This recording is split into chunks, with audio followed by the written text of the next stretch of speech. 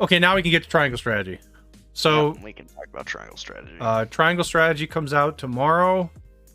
It's had a demo out already for the Switch. Two demos. Sorry, two demos. But the most recent demo is the most relevant one, which will let you play 3 chapters. And you can take the progress that you've had in the demo, and you can move it over to the full release of the game if you wish. I don't think it's required. You can just start over if you want. Yeah. So, game is getting reviews in. I mean, 81, 83. It's a good review. I mean, I don't think we can argue that is like poor by any stretch. No, that's a good score. The general thoughts, I haven't looked through them, but I'm gonna guess that the general thoughts are like, it's a very slow game. That's all I'm gonna guess. It's a very slow game, and maybe there's something else to do with, like, I guess, like the story. I don't know. That's what I think the complaints would be. Because it's like, I mean, unless that the actual battle situations, they're not very good. Like, I mean, 81 into 83 is like, yeah, good enough to say like, okay, there's probably some legitimate but not serious complaints. Yeah, I mean, okay, so I've looked at a number of the reviews. I've watched a bunch of the video reviews today. And yeah, the general consensus is that it's quite a good game. I've seen a lot of reviews that are giving it 9 and 9.5. I haven't seen any 10s, but that's kind of, I mean, it's hard to get a 10, let's be real. Yeah. Who are kind of praising everything about the game. You know, the story is excellent. They like the choices, branching paths. There's 4 different endings apparently. There's a new game plus mode. Okay. And the combat is good. Yeah, the most common and major complaint that you'll see is that the game is very slow paced. There is a lot of dialogue, and not as much gameplay. It's especially in the early. It's a slow burn, especially at the start. Yeah. Which I mentioned when I talked about it when I played the demo. It took me 4.5 hours to get through 3 chapters. Yeah. And that's the beginning of the game. It's just the prologue. Like, nothing's happening. They're just introducing characters and they're setting up. Yeah. Like, one of the chapters is literally like, it's a mock battle. Like, it's just like a tournament. It's like, hey, we're just having like a celebration and let's just have like a tournament. Like, we're having a tournament. So, yeah. So yeah, the beginning is very slow. And I mentioned that, and I figured that would probably be the most common complaint about this game. What I don't like in some of these reviews. Okay. Well, one in particular. Okay. GameSpot did and it says in the review in progress. Fair, fine. Review in progress. He didn't have time to finish the game. The problem is he put a score on it, and it's here listed on OpenCritic. On Metacritic, they actually discounted the score and they said it's review in progress, so they didn't count the score. Okay. But he gave it a 7. Okay. He said he played 16 hours, which by all accounts for me is about half of a single playthrough of this game. Most people are saying 30 to 35 hours for a single playthrough of this game. You are meant to play this game multiple times because it has 4 different endings, and a lot of seemingly all of the paths you are going to be playing completely different battles depending on which path you take. Sure. So a lot of the content in the game is just in replayability, basically, in seeing the different maps and the different routes that you can take. Yeah, sure. So a single player playthrough is not going to show you everything this game has to offer. I did hear I think a few reviews say it took them like 50 hours to complete one playthrough. It seems a little excessive, but I mean, maybe, I don't know, maybe they had a tough time. Maybe they did a lot of extra stuff. You don't know. Yeah. But from what I've heard, it's seeming like 30 to 35 hours is, kind of what you're looking at. But yeah, so this guy played 16 hours, and in the text of the review, it said he played like 8 to 10 main story battles. Okay. The first demo showcased chapters 6 and 7 of the game. Mm-hmm. And if you remember that demo, that is the inciting incident of the story, where shit goes down, as they say. Yeah. He has played 3 chapters past that, and his biggest complaint was the game is slow. Most of what you played is the beginning. It's the slow part. You didn't play the game. Also, this is a story and narrative-driven base game. In my opinion, if you are playing a narrative-driven game, you need to finish the game to give it a score. Okay, keep going. I have to do something. There's a bit of an emergency here. Hold up. That was kind of the end of my rant. But yeah, I think you should have to finish the game to give it a score in a story-based game. The story is kind of the main draw of this game, with the choices system and the branching paths and the characters, and it has a very Game of Thrones-esque political intrigue type thing going on with the story if you've played the demo. So the story is the main draw of this game. And again, this reviewer, again, credit where credit is due, they said it's a review in progress, but they also did put a score on it at the bottom. And in some of these aggregate sites, like OpenCritic here, they're taking that score into account. In my opinion, that's not fair. He didn't finish the game. And for some games, maybe that's reasonable. Generally, I don't agree with it. But in a story-based game, no. You need to see the full breadth of the story and the ending to truly judge what the game is about. So, yeah, that rubbed me the wrong way a little bit. Okay, here's my assessment based on not hearing the last 2 minutes of your. You were still talking about the GameSpot review, right? Can I assume that? Yeah. Okay. So I'm just gonna reassess here. He or she played. I'm sure it was a he, but yeah. Okay, well, I didn't know. So 16 hours, got through 10 chapters or 11? He said 8 in the text of the review. It said 8 to 10. So how does he not know the chapters? Yeah, shrug. I don't know. How does he not know? Okay, like that is sus. That's already sus right there. It's like, how do you not know which chapter you left off on? It would be easy to know. Like, I feel like that would take 2 seconds to clarify in the article. Okay, that's sus right there. I'm gonna say that's sus. Like, if you can't even say the exact chapter you're on, that's sus. I don't care. It's sus.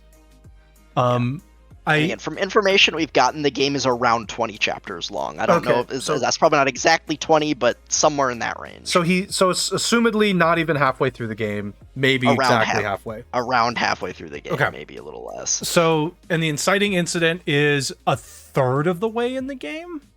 Yeah, it's like chapter 6. It's chapter 6. That's usually how you would want your game paced, though. Like, you kind of want your game to be paced in a way where it's like, okay, a third of the way through the game, you get like this event, like this major event that carries the rest of the game, right? Like a third of the way through your game, like that's actually, like, to me, that would be a dream to play a 30 to 40 hour game, and about 10 hours into it, you get this event.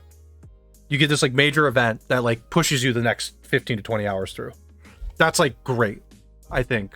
So to say that that's slow, my sense is this person plays short games, like really short. Because like I don't know, like to me, like if I had that in a game, I feel like that's good for a 35 to 40 hour game to have the first major like incident like that happen a third of the way through it. That would be great. I'm not sure I agree with their assessment there of it being slow. Like, that seems odd. Like, games like this are not Dead Space. You don't just step into the ship and immediately have to kill or run from zombies. It's not how this works.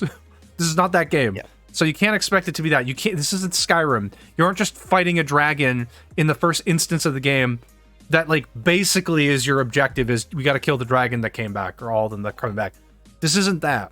This is a different it's differently styled in a way that it's like, okay, you got to get the first sequences. You got to figure out what the world is. You got to figure out who's in the party, who are the characters, who are the major players, and then about 10 hours into the game, once you figured all that out and gotten that background really like cemented, you just go from there, and then that's your inciting incident. I just like, I'm a bit confused as to why the person reviewing thought that was slow, and I'm also confused as to why they couldn't even say the chapter they're on. Like, wouldn't you think that was suspect? That would be incredibly suspect if I was playing. Yeah. I mean, if I'm playing, look, for me, it's a little bit different because I have a hard time remembering names, but like, I know where I'm at in Tales right now. I don't know the name of the city I'm about to go to, but I've gone through Cislodia. I went through the next region, which is where oh god, I can't pronounce Dohalim. Thank you. That was the Dohalim arc, and I forgot the name of the city, but I know I've been past there, so that's the third city. So I'm about to get to the fourth city. I forgot the name of it, but like, I can tell you I'm near the fourth city. Yeah, I can tell you that. The fourth region's called Mahagsar. Mahagsar, yeah. No. The city is Mahagsar is the fourth region. Yep, that's. I can tell you I'm near the fourth area though, like the fourth region, fourth city, whatever. I can tell you I'm there. There's nothing suspect about it. I just don't remember the name. But like, I know where I was. It's like silly. I wouldn't just like, oh, I'm in between the second and fourth area. Then you'd be like, okay, well, which one? Especially in a game like Triangle Strategy, where like the chapters are clearly marked. It's like, this is chapter 1, this, chapter 2, this, chapter 3, this, chapter 8. This. It's just stupid. Like boot up the game, hit load game, and it'll tell you on your save file which chapter you're on. Let him. Yeah. So it's weird. Like, I'm gonna call that sus, because there's no possible way you wouldn't know. That's like in Fire Emblem going like, yeah, I'm somewhere between the months of November and March. Like, no, you know, because it says, like, there's a freaking calendar in the game. Like, you could look at it, and you could also say which chapter you're on, because they show the chapter at the very beginning of each one. It's a little weird. Like, you could literally probably just press the start button and figure that out.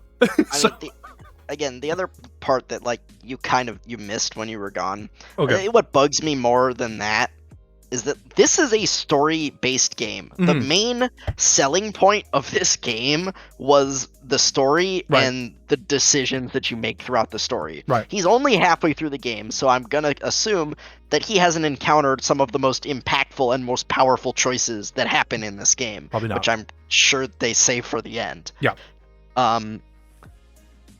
I just don't think it's fair to put a score on this game. Not an official score. If you want to write in the text, like, hey, right now I think I'd give it about a 7. That's where I'm at. But subject to change. But they put a score at the bottom of the review that says 7, pros, cons, whatever. Yeah, let me see. I assume it's in here. Yeah. The story gets off to an extremely slow start with tons of expository dialogue. Predetermined job classes and weapons feel inflexible. Okay, that's a Fire Emblem complaint. Level grinding using mock battles gets repetitive. Okay. I mean, these are all, like, legitimate complaints. I'm not going to say his complaints aren't legitimate. Yeah. Again, I played the prologue demo. I played the first 3 chapters. It took me 4.5 hours to beat 3 chapters. That's pretty slow. And again, not much is happening in those chapters. They are introducing you to the characters, they are introducing you to the world, and the conflicts that are happening in this world, and the 3 nations, and the characters that represent all of those nations. That's all they're doing in the first 3 chapters. Yeah. And there are 3 battles, and the battles are not particularly long in the first 3 chapters. So yeah, in the first 3 chapters, out of that 4.5 hours, maybe I spent an hour to an hour and a half of it in combat. Mm-hmm. I mean, obviously it's strategy RPG combat, so it's more slow paced. The battles take longer than, another type of game. Yeah, sure. Yeah, but again, for me, I just don't think it's fair for him to put an official score on it. You know, it's a review in progress. This is a story-based game. For a game like this, I think you need to finish the game before you put a score on it. That's just kind of my thing. Yeah. I don't know. No, I think he shouldn't. If you're not, I feel like if he was about 3/4 of the way through the game, assuming there wasn't a major reveal after that, which I mean, there probably is one. I think it'd be more comfortable to give a review, but you're not even halfway through, and you're giving it a score like that's like your on the record score. Yeah, it's a bit weird. It's a bit weird to say the least. I mean, that being said, I think the main reason we're talking about it is because he gave it a 7. If you had given it a 9, it wouldn't have mattered as much. I mean, a 7. I mean, a 7 isn't a bad score by any means, but. Mm-hmm. But yeah, anyway. Yeah. Whatever.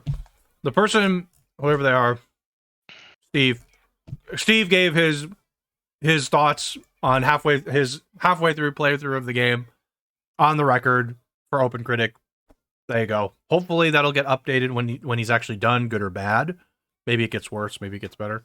But yeah, the reviews in progress just shouldn't be scored at all, in my opinion. I think they should just, if there's any sort of progress to be made, still just don't score it.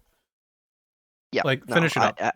I agree. Like, I think it's fine to write a review in progress. And again, if you want to write somewhere in the text of your review that, like, hey, I think I'd give this about a 7 right now, but don't put that blurb at the end that's like, GameSpot 7 out of 10, you know, like that, because it's just not fair, in my opinion. It affects, it's misrepresentative because some people like use reviews to decide if they're on the fence about games. They'll use reviews to decide whether they're going to buy it or not. Right. And maybe some person really likes GameSpot and really trusts GameSpot, and they use their reviews to decide whether they're going to buy a game or not. And they saw this person's review and they're like, I don't know.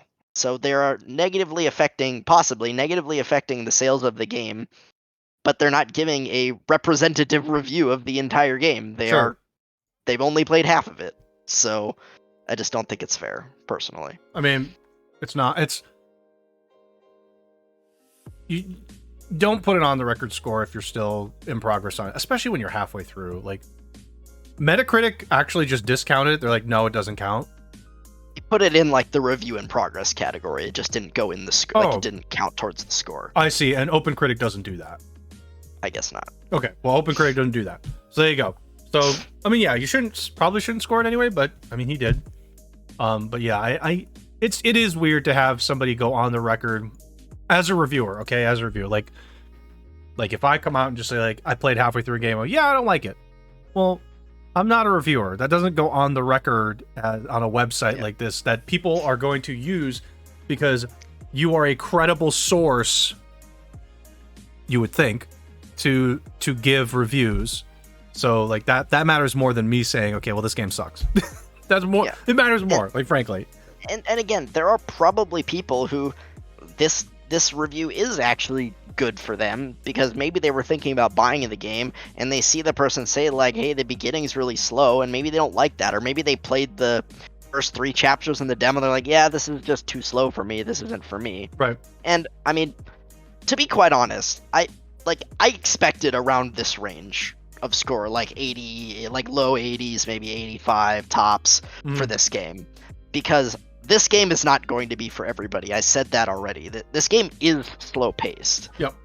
Even like if you play the prologue demo, I've said it multiple times. It took me 4.5 hours to beat the first 3 chapters, and there's really not a lot. There is a lot of dialogue, and there is not a lot happening. They are just introducing all of the characters and setting up the world. That is all they're doing.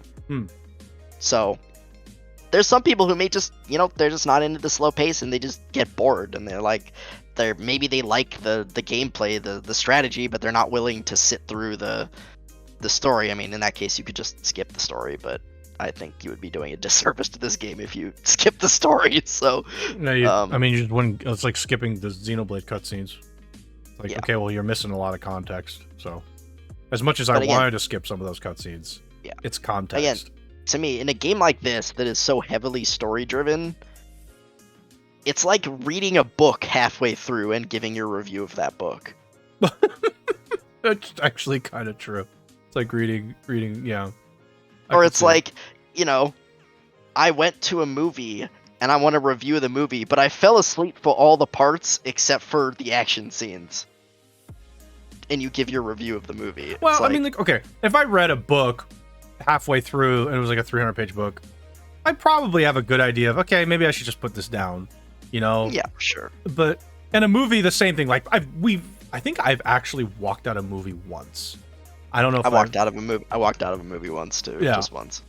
It was just like, at some point, okay, this isn't for me. I gotta go. Yeah, this is bad. True. But like, I also don't like immediately go as a credible source, like a critic. Like critics, even for movies, watch the movie. They have to sit there. It's 2 hours, so it's not as much of a commitment. But they gotta sit through the movie and they watch it and then they review it. They don't just watch an hour of it and go, yeah, it sucks, and then just stop. This is not how it works. Yeah. And again, to be fair, he didn't say it sucks. It's a 7 out of 10. Like it's a solid. No, but I'm just saying. Yeah. Again, that's my problem. You can play half of the game and give your impressions. That's what a review in progress is. It's I've played half of the game. Here are my impressions. But you should not be putting a score on it because you didn't finish the game. Right. Well, the assumption is that'll get updated. That's the assumption. Yeah. If it doesn't get updated, it's like, yeah, I just left this. Then you're just like, okay, well, you can't just leave it. You gotta do it. You gotta keep, unless it was so bad you can't stand it. But I mean, like, it didn't seem that way to this person. So No, it wasn't that way. He's like, hey, there's definitely something here. This is solid. They just didn't like the slow pace and some of the lack of customization that's in the game, which again might be fair. The customization is really limited. From what I saw, the promotion trees there's no branching classes like in Fire Emblem. Like every character they have two like single promotions. Basically, they have a second class and a third class, and that's it. And you can't equip new weapons or armor. You have one weapon that you have materials you can upgrade. It's an upgrade tree, so you can decide what you want first, like before other things. But you know, it's somewhat limited. And then every character has 2 accessory slots that you can equip like accessories in. Okay. But you know, the customization is a little limited, but also this isn't like, I saw an interesting review that said like the thing about this game is that like there are like 2 styles of doing this type of game. There's the RPG style and there's the tactics style. The tactics style is much more constrained, and it's like, hey, you have these characters and these classes, and this is what they do. This is what you have to work with. You have to work with. Figure out how to best use your team of characters. And from what I've seen in this game, you can have like 20 to 30 characters in your party by like the mid game and in the end game. So you get quite a few options. That's your flexibility. You just have tons of people to use. Yeah, and then there's the RPG style, which is like Fire Emblem, which is like you could customize these fuckers however the hell you want them. Like, yeah, there's a lot. There's a lot you can do. And Final Fantasy Tactics as well, where like you can just class change and like do all this crazy stuff. This game isn't that. Like, again, the video that I'm referencing said that they thought this game had a kind of a good blend of both. There was constraints on the particular classes, but there was some customization here and there. I think it's more on the strategy / tactics side where, yeah, the classes are a little bit constrained and they all kind of do what they do well, and you figure out what is best for the situation and stuff like that. So, but there's a little bit of customization. Yeah, part of the challenge, if you want to call it that, part of the game is all these characters have particular skills, and those don't necessarily change that much. Let's say they don't change that much, because like in Fire Emblem, you can literally just like change somebody from an armored character to a thief if things line up properly. But this game is limited because it's saying, okay, here's your group of 10 for this combat. Let's say you have 10. You can only bring 5. Pick the 5 that you think are best for this map. That's what you get. That's all you get. That's the tactics. In Fire Emblem, you can just do whatever you want.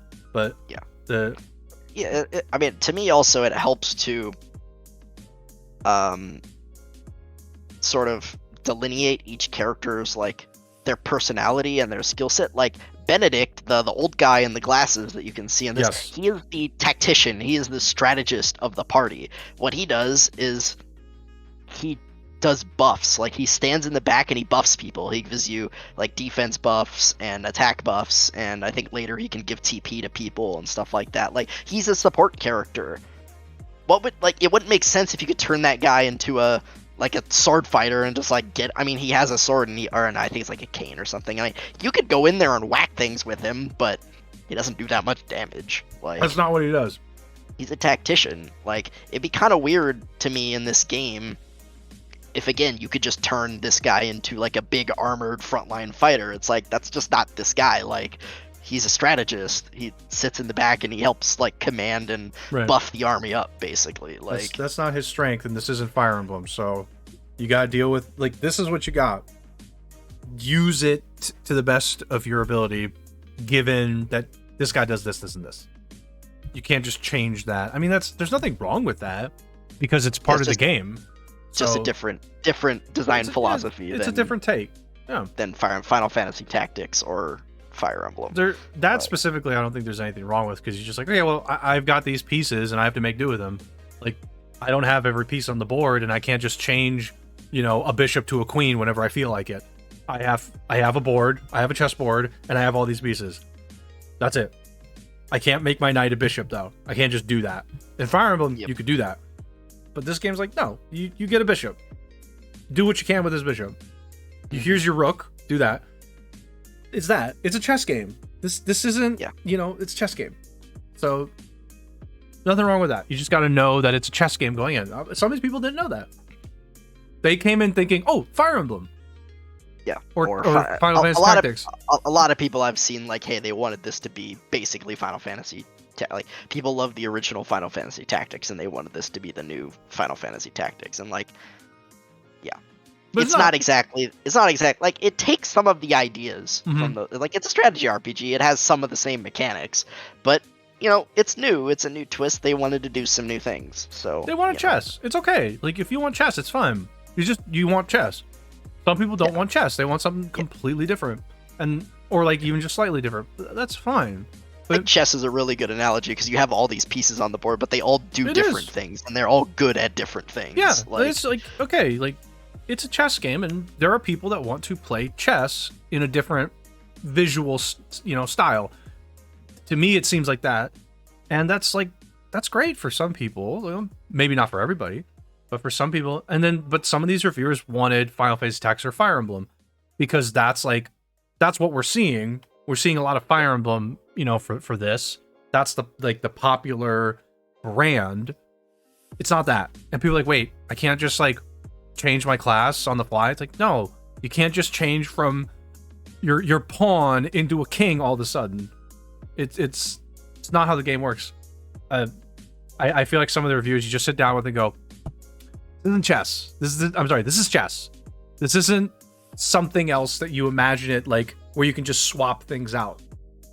I don't know a good game for that one that's like a board game, but I can't think of a good board game. I can't think of that, but to be honest. But like that's it. It's like, look, if you expected this to be anything different from that chessboard style, I'm sorry, but this is chess.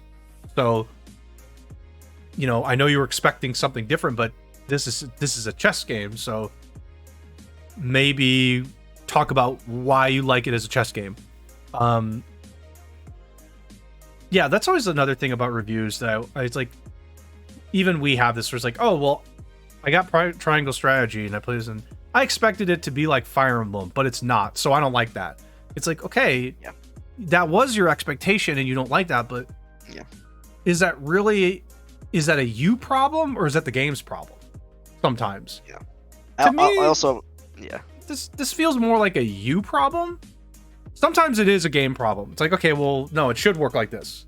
And because it doesn't work like that, it's like poor quality. I can't think of an example off the top of my head, but here's an example. If you go play Resident Evil 4, it's good.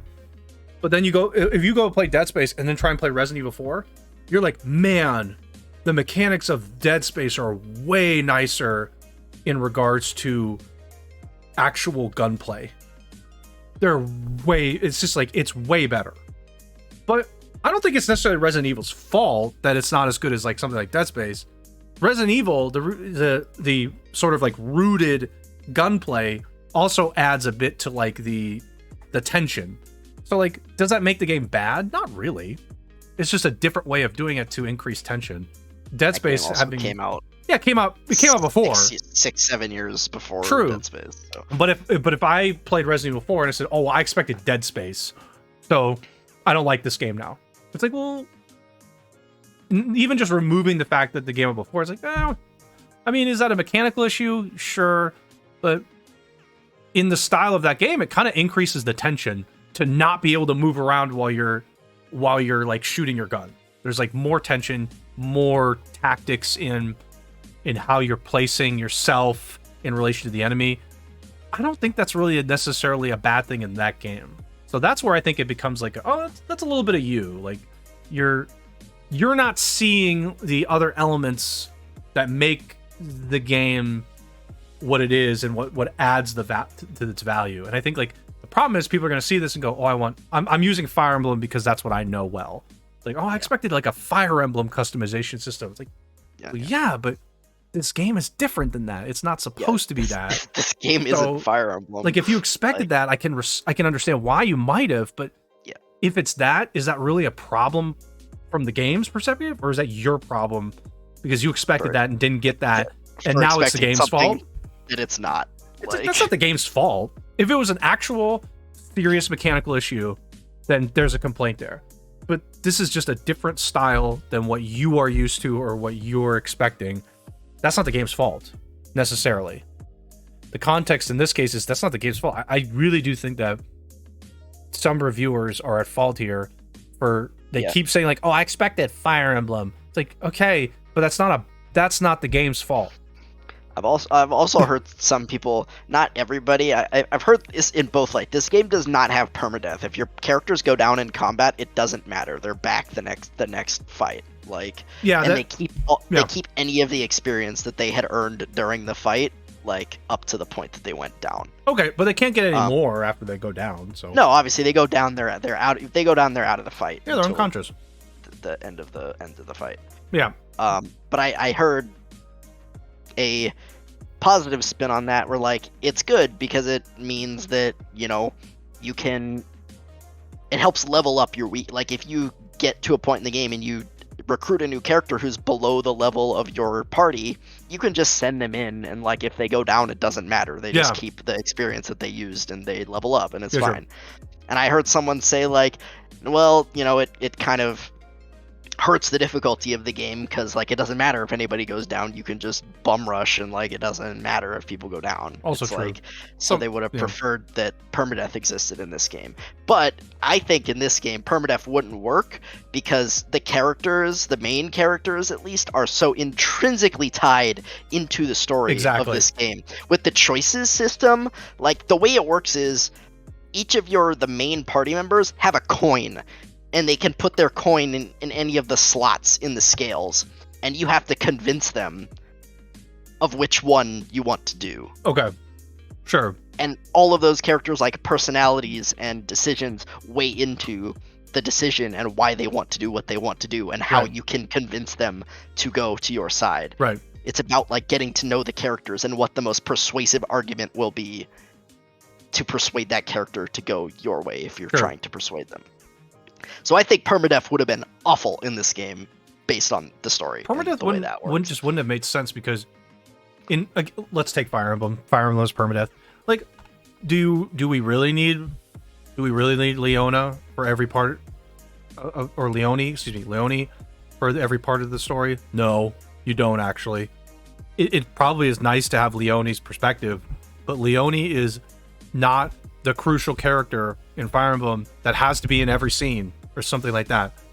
In this game, maybe not every single character, but like there's probably like a core set of characters that there's a core carry of like the story. There's a core of 6 or 7. 4 of them are again in this image. Serenoa, the main character, Roland,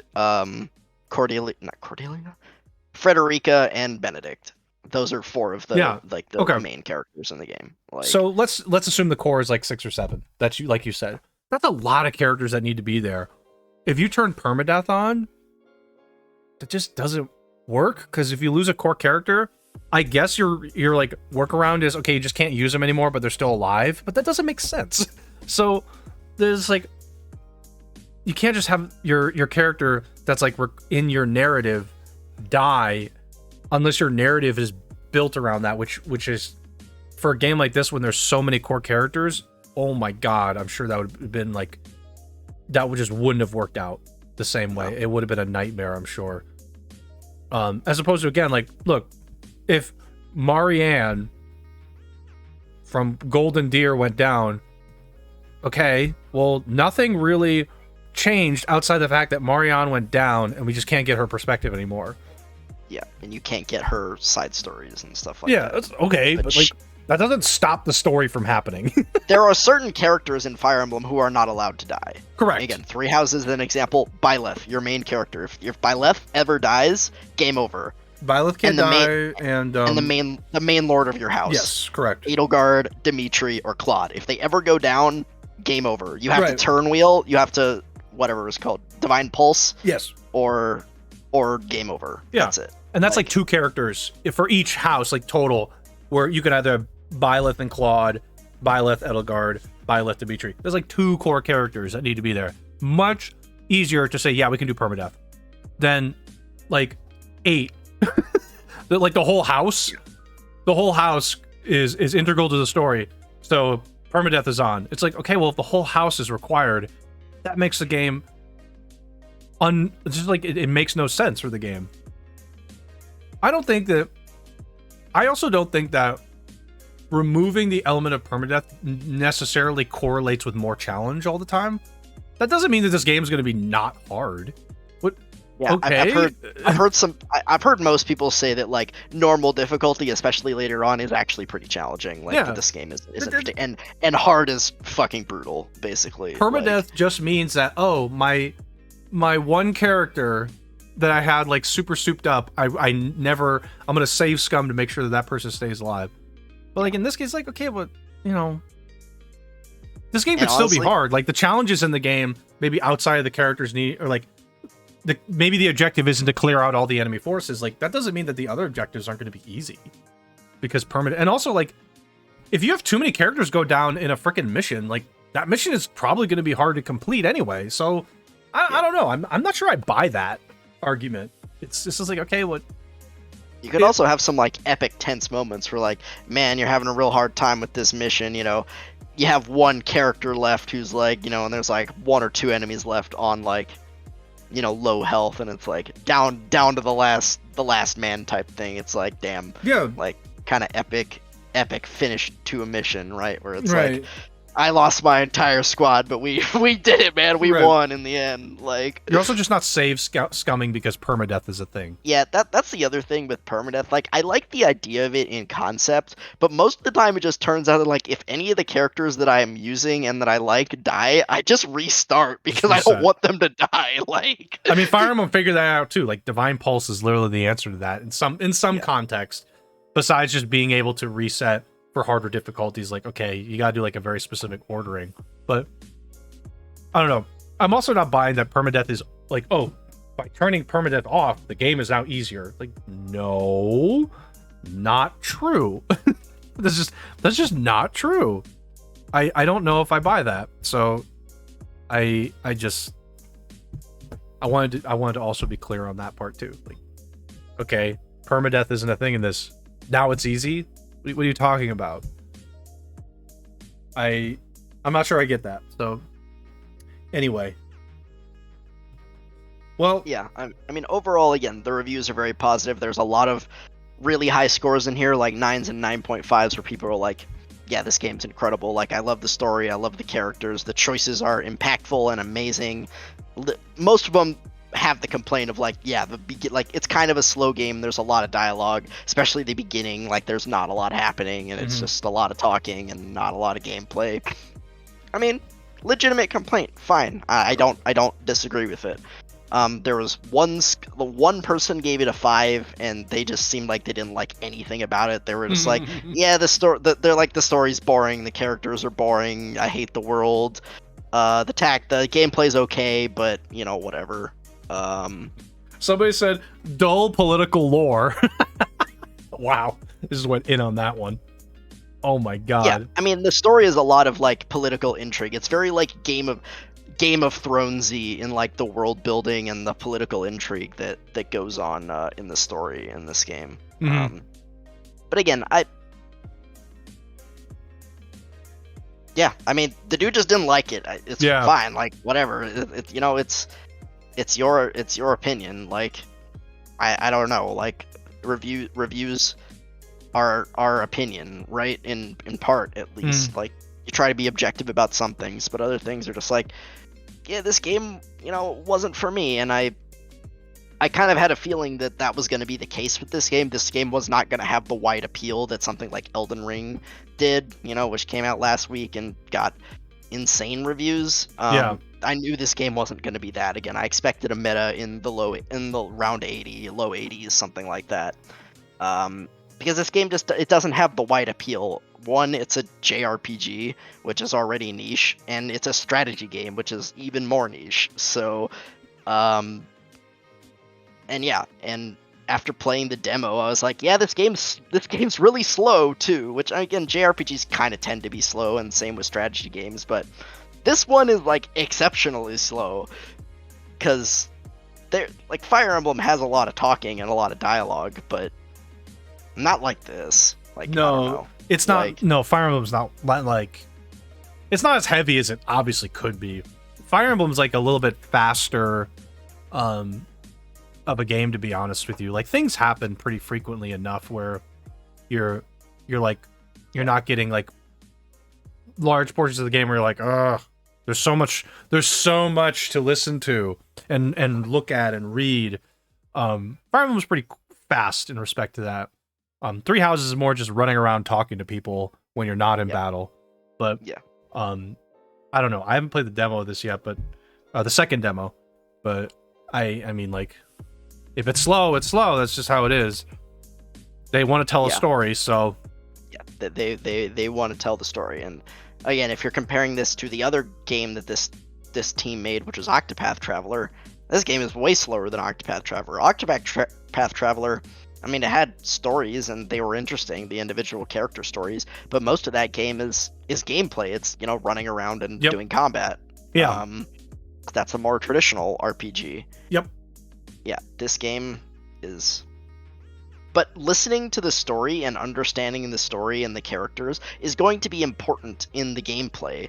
Again, some of the times when you're like walking around talking to random people, you can get pieces of lore from NPCs that help unlock dialogue options in the cutscenes. So like learning the lore and the story and the characters is actually going to be somewhat important for the gameplay in terms of like the choices and your dialogue options and being able to convince your party members to go with the choice that you want to go with on some of the decision sections.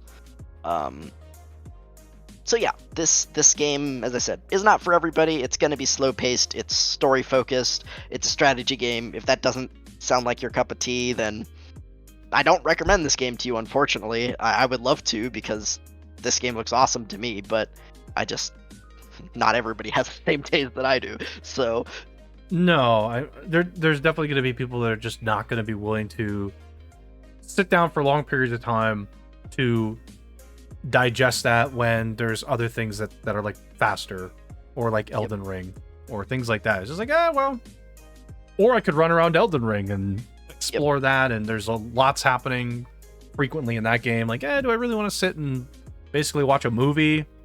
Yeah. Or would I rather do that? I can understand the sort of wanting, the desire to want something a little bit faster. So, yeah, if you want to watch movies and also do some battles, this might be for you. You can watch a bunch of movies in the game while also fighting here and there. But this is like Xenoblade. Xenoblade is there's a lot of short movies in between your chapters. So you just have to be willing to go, okay, I finished a chapter, time to watch a short movie with a bunch of smaller movies in the middle of it. Yeah, I was gonna say, like, I honestly don't know how you're gonna feel about this game, because you can get, like, burned out on games that are super I get so slow paced. I do get burned out on movies and games. My thought is always, if I want to watch a movie, I just go watch a movie. And I feel more comfortable with popcorn and soda. Doesn't take 60 hours like Xenoblade does. Like, Xenoblade, my biggest problem with Xenoblade was just like, there were too many cutscenes. That was my biggest problem with it. It's like, okay, and it's really long, and not a lot happens at the beginning of the game. Yeah, I do think that I'm gonna move to our other way. I think there's like a limit, and I think the problem with Xenoblade for me was Xenoblade was like, did you want a cutscene? And I'm like, not really. I've already seen 2 already. We're gonna add a 3rd one on top of it. It's like, why don't you just make this one big ass cutscene? Well, it is, but it's like, here's one cutscene, stop. Here's another one, stop. Here's another one. And you're just like, okay, did we really need to see that like 5-minute perspective that had pretty much zero meaning to the story? We just get to see this like 5 minutes of them goofing around in this cutscene for no reason. It's not even like a character development cutscene. They're just like, okay, I get it. Do we need me to spend 30 minutes here though? In between chapters watching this. It just felt like that. Probably not 30 minutes, but like really some of them were long. There's a limit to how much I can stand cutscenes in a row when I know that there are games that have 1-minute cutscenes that accomplish more than a 20-minute cutscene. And I'm just like, okay, I don't need to see all this garbage. I don't need to see somebody walk down the stairs for 2 minutes. I don't need to see that. It's just like, you know better. It doesn't accomplish anything to watch somebody go down the stairs. Like I've watched people in 1-minute cutscenes deliver more information to me than walking down the stairs cutscenes. I've never understood the thought there. KH stair cutscene. Why did that exist? In Xenoblade I obviously can't remember off the top of my head all of them, but Xenoblade had a few where I was just like, okay, can we just move on?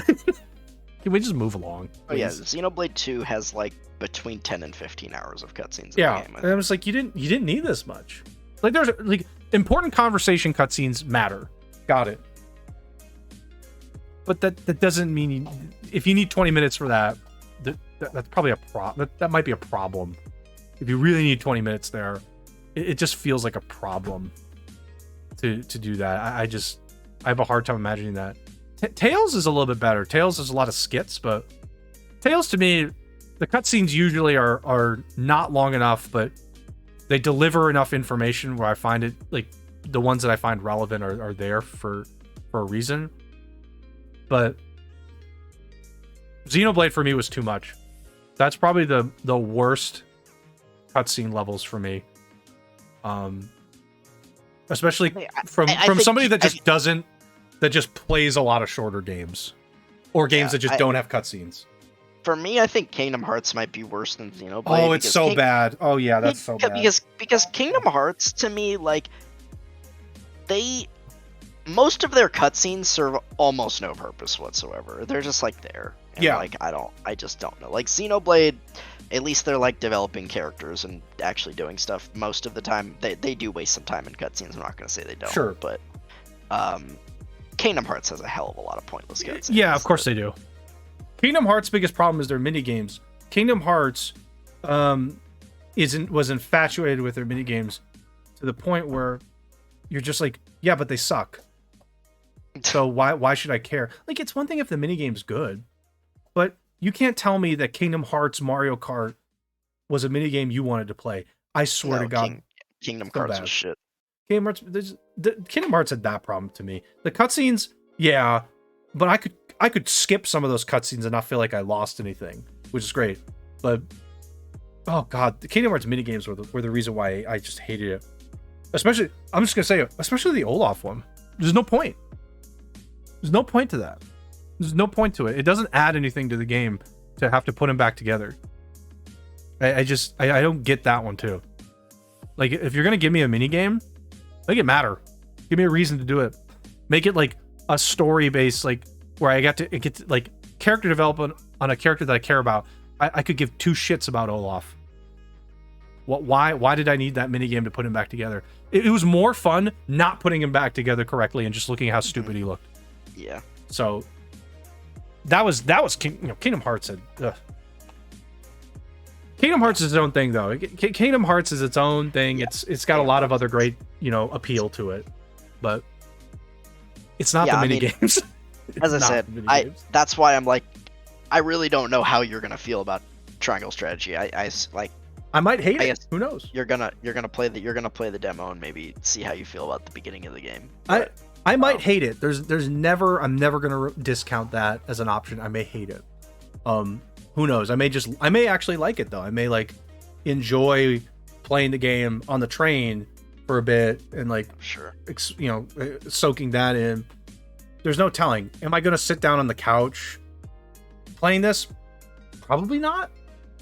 But if I'm on like a train and I got my headphones in, or maybe after all my schoolwork and stuff is settled down, yeah, I'm sure I can want to sit down and play for like at least a couple hours.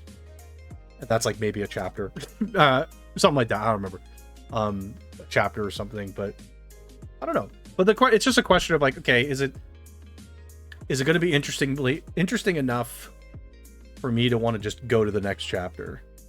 That'll be the big one for me.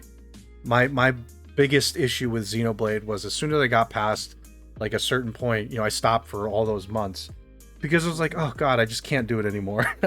I don't want to do this anymore. There's nothing keeping me here every single day being addicted to this. So unless I get addicted to it, it'd be more likely if I started playing it, I'd probably stop playing it halfway through for a few months and then go back. Yep. I'd be like, okay. There's exceptions to that. Even Mass Effect, I stepped away from Mass Effect for a long time, and I like that game, and I know what's going to happen, but the only game recently that I've seen that was like pretty long that I saw you get through without like a significant stop was Scarlet Nexus. Yeah, that game was short enough too. I think if that game was too much longer, it would have been more difficult, but I don't know. Yeah, the combat in that game was really good for me. That was the one thing I liked about that game that really made me want to keep playing it. I really liked the combat in that game. I think more than it maybe deserved. But I was like, man, I like this combat way too much for me to stop. It was like kind of a surprise for me how much I liked the combat. I think it was partly because I thought it was unique in certain ways. Being able to do all the combinations with the characters' abilities and just like stacking them together. I thought that was the reason why I stuck with that one for so long. By comparison to something like at the time, Tales. Like, yeah. Tales, I stopped. Partly because other things happened, but also I don't think I got as enamored with the combat as other people did. But that's probably a reason why. Yeah, I mean, yeah, you seem to think the combat in Tales is kind of only okay. Like, it's good enough, but not great. It is. Yeah. I don't mean to say it's bad. I just think it's. No, I know you're not saying it's bad, but you're saying it's like not anything special. It's like it's Tales combat. It's a little different, but it's not special. Yeah, it's still fun. It's Tales. It's still fun. Like my biggest gripes with Tales are I think the AI is horrible, and I think the fact that you can't adjust their tactics well enough is a problem. It made me yearn for Dragon Age tactics. There still isn't a game that has that level of tactics, and it's a shame too because oh my god, the depth of what you can do with your characters in that game just oh my god. I don't think we'll ever get that again. No, we won't. That was crazy how much depth that got to. It's like, is it a boss enemy? Is the enemy below 25 health? Like, just the different stackable tactics you could add on was insane. And being able to tell characters, if you have 50%, if you've taken, as soon as you're at 25% health or lower threshold, immediately do this ability. And like being able to like put them in an order of like priority Like, oh my Tails, god. Oh, Tails' god. system was like, it's like that, but like, it doesn't work well, and it just didn't have as many options. Like, It just doesn't work well. and there wasn't like, again, there wasn't my biggest problem with the tactics menu in that game. It literally just needed a command that was like, if health under whatever this threshold, evade or Just evade. get away, Yeah, just evade. or something like that. But the AI just likes to eat shit, so you know. So, anyway, well, what was I gonna say? Yeah, I think that I'll probably never see a tactics menu like that, but I wish there. I think Tails needed it. Something not even like to that depth, but like, if you're hurt, evade.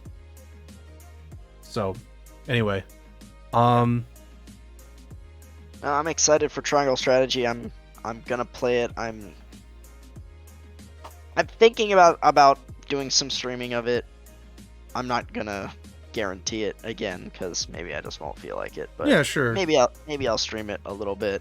What I might do actually, what I'm actually thinking about doing is I keep playing what I'm playing, what I played with the demo and my main file off stream, and maybe I'll do like a second file. Yeah, why not?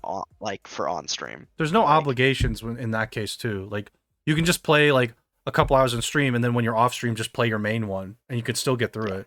That's like probably the best approach, because then you could be like, okay, well, if I don't stream the whole game, whatever. But like if people want to see and like we can chat and things like that, like whatever.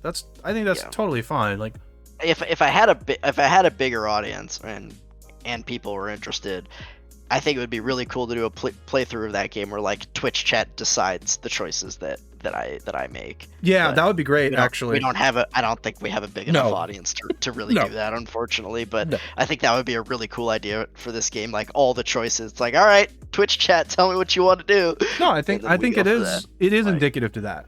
It is like to have a group decision making system for that game. I think it lends to that really well. So yeah. So just I wanted to say that before we go too much further, I have to wrap things up pretty soon because I've got some things I need to take care of for the dogs, taking care of dogs. But Triangle Strategy comes out tomorrow. Obviously, you can decide if you want to stream it or not. I don't think there's really anybody, putting a gun to your head and telling you do it or else. Nope. So I would say just like if you feel like it, I'll play the demo when I have time this weekend outside of like schoolwork, just because I won't have to do my other work. I might have like some time to play the demo, and then I'll decide if I want to purchase it.